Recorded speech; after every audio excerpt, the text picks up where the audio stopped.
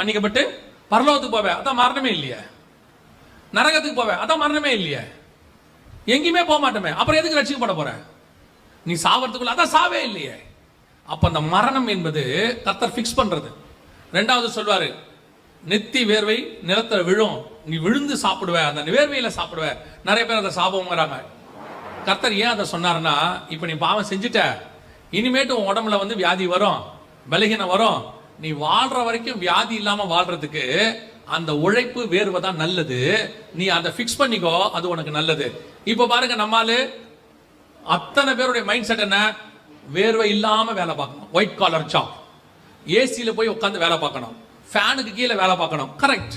எல்லாம் வேலை பார்த்துட்டு 40 வயசுக்கு மேல டாக்டர்கிட்ட போனோம்னா டாக்டர் சொல்றாரு, நல்ல வேர்க்க விறுவிறுக்க வாக்கிங் போங்க, நல்ல வேர்க்கட்ட உடம்பு, நல்லா வாக்கிங் போங்க. இவன் வேலையை தனியாவும் வாக்கிங்க தனியாவும் செய்யறான். கர்த்தர் சொல்றாரு, ரெண்டையும் சேர்த்தே செஞ்சிருன்னு சொன்னார். அவ்வளவுதான். நல்லா கவனிச்சு பாருங்க, இந்த டெக்னாலஜி வரதுக்கு முன்னாடி நல்ல வேலை பார்த்துக்கிட்டே இருப்பாங்க.